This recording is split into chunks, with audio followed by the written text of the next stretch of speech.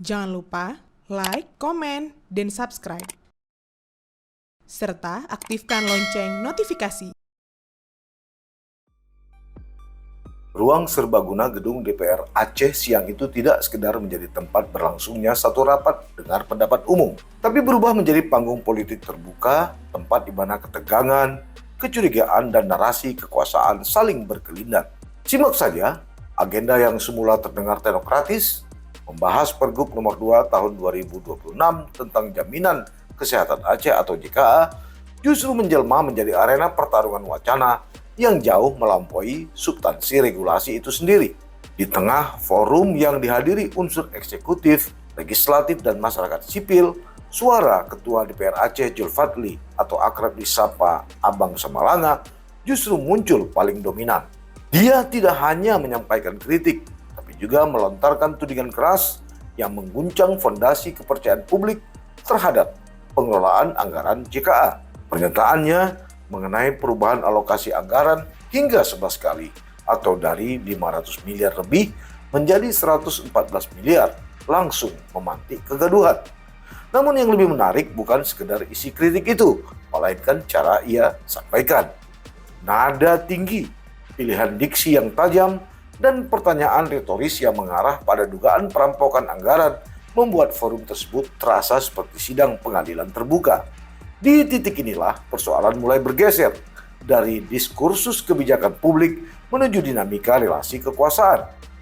Dalam tradisi politik masa kini, kritik keras terhadap kebijakan pemerintah bukanlah hal yang tabu, bahkan menjadi bagian esensial dari mekanisme check and balance.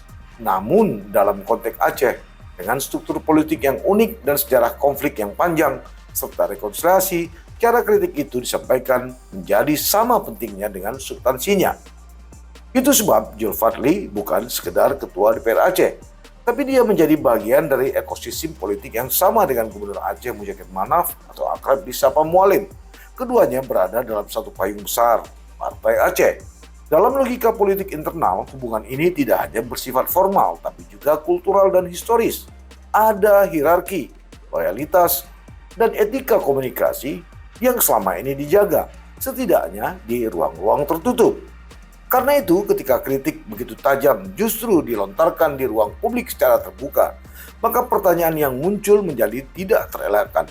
Apakah ini murni ekspresi aspirasi rakyat atau ada dinamika lain yang sedang dimainkan Julfadli? Gaya penyampaian Julfadli dalam forum tersebut tentu saja mengingatkan pada model konfrontatif dan tidak memberi ruang aman bagi pihak yang dikritik. Tidak hanya menyebut angka, tapi juga membingkainya dalam narasi yang mengundang kecurigaan publik. Siapa yang merampok uang JKA?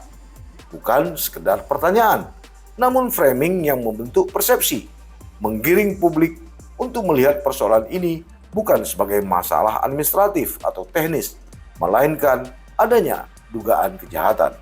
Dalam dunia politik, framing seperti ini sangat kuat dan bisa membangun opini sebelum fakta-fakta terverifikasi. Bisa juga menciptakan tekanan publik yang memaksa respon cepat, bahkan sebelum proses kajian selesai. Di sisi lain, pemerintah Aceh melalui perwakilannya terlihat mengambil posisi yang jauh lebih hati-hati. Asisten 1 Sekda Aceh Muhammad Syakir memilih tidak banyak bicara, berbeda dengan juru bicara pemerintah Aceh, Nurlis Effendi. Dia merespons dengan bahasa yang lebih normatif dan diplomatif, serta menekankan pentingnya kajian, kesamaan persepsi hukum, dan penghormatan terhadap fungsi pengawasan DPR Aceh. Kontras ini menciptakan dinamika menarik. Satu pihak berbicara dengan nada tinggi dan penuh tudingan, sementara pihak lain memilih jalur prosedural dan administratif. Dalam persepsi publik, perbedaan gaya ini seringkali diterjemahkan secara sederhana. Yang keras dianggap berani, yang hati-hati justru dianggap defensif. Padahal realitasnya tentu saja tidak sesederhana itu. Dalam sistem pemerintahan, terutama di tingkat daerah, hubungan antara legislatif dan eksekutif idealnya memang bersifat sinergis sekaligus kritis. Mereka harus saling mengawasi, tapi juga saling menjaga stabilitas. Tidak salah satu pihak memilih untuk membuka konflik ke ruang publik. Ketika salah satu pihak memilih untuk membuka konflik ke ruang publik secara agresif, dampaknya tidak hanya pada citra individu, tapi juga pada stabilitas pemerintahan secara keseluruhan. Disinilah letak persoalan yang lebih dalam. Langkah Zulkifli membawa kritik ini ke forum terbuka dengan intensitas yang tinggi dapat dibaca sebagai bentuk transparansi. Namun di sisi lain, ia juga bisa dimaknai sebagai strategi politik yang berpotensi mempermalukan pihak eksekutif, khususnya Gubernur Muallim. Dalam konteks internal Partai Aceh, ini menjadi lebih sensitif karena Mudzakkir Manaf bukan hanya gubernur, tapi juga figur sentral dalam struktur partai. Dia memiliki otoritas politik dan simbolik yang kuat. Kritik terbuka terhadap kebijakan yang berada di bawah kepemimpinannya, apalagi dengan nada keras, secara tidak langsung, tentu saja menyasar legitimasi kepemimpinannya. Apakah ini disengaja? Tidak ada jawaban pasti. Namun pola komunikasi seperti ini jarang terjadi tanpa perhitungan politik.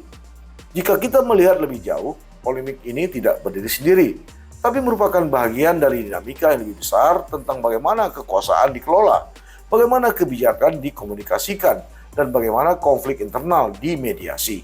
Dalam banyak kasus, perbedaan pandangan antara legislatif dan eksekutif diselesaikan melalui mekanisme internal seperti rapat tertutup, komunikasi informal, atau mediasi partai. Jalur ini memungkinkan kritik disampaikan tanpa menciptakan kegaduhan politik. Namun ketika jalur ini tidak digunakan atau sengaja dilewati, maka pesan yang ingin disampaikan menjadi berbeda. Ini bukan lagi sekedar kritik, tapi juga sinyal. Sinyal kepada publik bahwa ada masalah serius. Sinyal kepada internal bahwa ada ketidakpuasan. Dan mungkin sinyal kepada pemimpin ada batas yang sedang diuji. Di sisi lain, penting juga untuk tidak menafikan substansi kritik yang disampaikan. Sebab perubahan anggaran yang signifikan memang perlu dijelaskan secara transparan. Publik berhak tahu kemana pergeseran itu terjadi, apa dasar kebijakannya, dan bagaimana dampak terhadap layanan kesehatan. Namun, transparansi tidak selalu harus dibungkus dengan konfrontasi. Ada perbedaan antara membuka fakta dengan membangun tuduhan. Ada garis tipis antara kritik dan delegitimasi. Dan disinilah peran kepemimpinan diuji, baik di legislatif maupun eksekutif. Itu sebab reaksi pemerintah Aceh yang memilih pendekatan normatif bisa dibaca sebagai upaya meredam situasi dengan menekankan bahwa sebuah regulasi dibuat melalui proses yang sah dan sesuai hierarki hukum. Pemerintah mencoba mengembalikan diskursus ke ranah teknis. Namun pendekatan ini juga memiliki resiko dalam situasi di mana publik sudah terpapar narasi yang kuat dan emosional. Jawaban yang terlalu administratif tentu saja bisa terasa tidak memadai dan bisa dianggap menghindar meskipun sebenarnya sedang mengikuti prosedur. Karena itu, yang dibutuhkan bukan hanya klarifikasi, tapi juga komunikasi yang mampu menjembatani persepsi. Pada akhirnya, polemik ini membuka pertanyaan yang lebih besar tentang bagaimana seharusnya elit politik di Aceh mengelola perbedaan. Apakah semua harus dibawa ke ruang publik? Ataukah ada ruang-ruang tertentu yang seharusnya tetap dijaga sebagai tempat dialog internal? Tidak ada jawaban tunggal memang, namun satu hal yang pasti, cara konflik dikelola akan menentukan kualitas demokrasi itu sendiri. Jika setiap perbedaan langsung diekspos dengan nada konfrontatif, maka ruang publik akan dipenuhi oleh ketegangan. Kepercayaan publik bisa terkikis, bukan karena tidak ada transparansi, tapi karena terlalu banyak konflik yang tidak terkelola. Sebaliknya, jika semua disembunyikan, maka akuntabilitas bisa hilang. Keseimbangan di antara keduanya itulah yang menjadi kunci. Dalam konteks Aceh saat ini, sikap Zulkifli bisa dilihat sebagai pisau bermata dua. Di satu sisi, ia menunjukkan keberanian untuk bersuara, tapi di sisi lain berpotensi menciptakan friksi yang lebih mendalam, terutama dengan Gubernur Aceh Haji Mudzakkir Manaf yang berasal dari partai yang sama. Pertanyaannya adalah, apakah ini bagian dari internal yang sehat atau justru tanda retaknya komunikasi politik? Waktulah yang akan menjawab. Namun yang jelas, kini rakyat tidak hanya menunggu penjelasan tentang JKA, mereka juga mengamati bagaimana para pemimpin mereka berinteraksi, berkonflik, dan mengambil keputusan. Karena pada akhirnya politik bukan hanya tentang kebijakan, tapi juga tentang cara, dan itulah yang akan menentukan apakah kepercayaan rakyat akan tumbuh atau justru perlahan menjadi hilang. Entahlah.